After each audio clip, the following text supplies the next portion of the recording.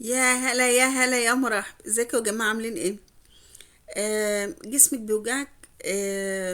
متضايقة، مخنوقة، مكتئبة؟ حاسة ان انت عايزة تقعدي لوحدك فترات طويلة؟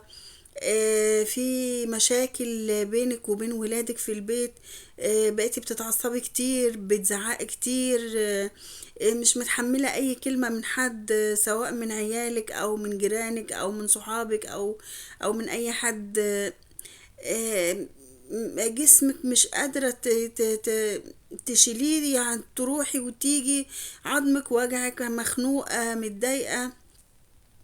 كل دي أعراض للعين، والعين حق. العين مذكورة في القرآن، العين حق.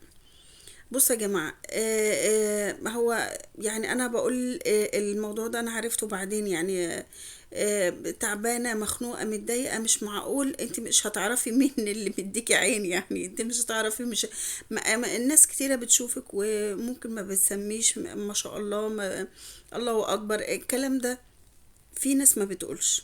تمام. ممكن حتى لو هي مش بتبصلك، ممكن تقعد معاكي شوية، تديكي شوية طاقة سلبية، بسم الله ما شاء الله عليها، تخليكي انت جسمك يوجعك، تخليكي مكتئبة، تخليكي يعني حتى لو انت الدنيا مخبطة معاكي بس ماشية بتضحكي، بس يعني انت مش عايزة تأذي الناس بمشاكلك، هي تديكي طاقة سلبية تخليكي انتي نفسك مش طايقة نفسك، ولا طايقاها، ولا طايقة اي حد. تمام. بتحصل لنا كتير في الوقت ده. لو في مشاكل في البيت، يبقى انت هتعمليها في البيت. هتعملي ايه؟ ورقتين غار، اللي هو ورقتين لوري اللي احنا بنطبخ بيهم، احنا مش هنطبخ بيهم، احنا هنعملهم ايه، هنحرقهم على النار. في المبخرة بتاعتك، حط حتتين فحم متولعين، وحط عليهم ورقتين غار وشوية ملح، ورقتين لوري وشوية ملح، وسيبيهم لغاية لما يتحرقوا خالص. افتحي الشبابيك بتاعتك، افتحي بيبان البلكونة، افتحي الشبابيك، افتحي باب الشقة بتاعتك، واحرقيهم في نص الشقة بتاعتك، وسيبيها مع نفسها كده. الدخانة هتطلع وهتطلع الطاقة السلبية اللي عندك، هتطلع اي عين، هتطلع اي حسد، هتطلع طبعا. قبل ده كله سيبي اي قرآن في البيت، سيبي اي مثلا اي كاسيت عندك قديم، شغالة عليه اذاعة القرآن الكريم، وسيبيها شغالة بالليل وبالنهار، ما تقطعهوش.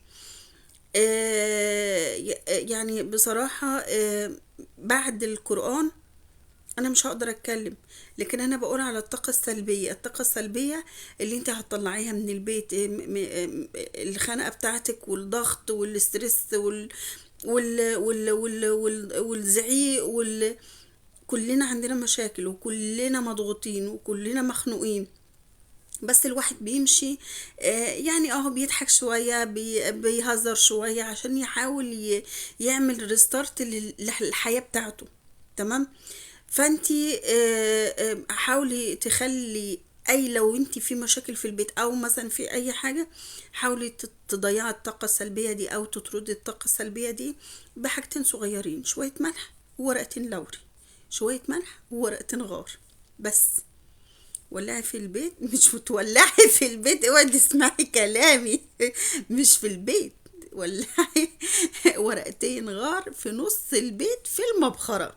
وكلامي واضح وصريح ومفهوم أظن. وربنا يكرم إن شاء الله، ويبعد عننا يا رب كل عين وكل حسد وكل طاقة سلبية وكل قلق وكل ضغط من أي حد مش حاسس بحياتك، يعني ممكن يكون بيحسد لان حاسس ان حياتك جميلة وردية، وهي متنيلة على عينها بستين نيلة. فربنا يكرمكم ان شاء الله باذن الله، ويبعد عنكم اي طاقة سلبية، اي عين. وان شاء الله اشوفكم بقى في الفيديو اللي جاي. باي باي.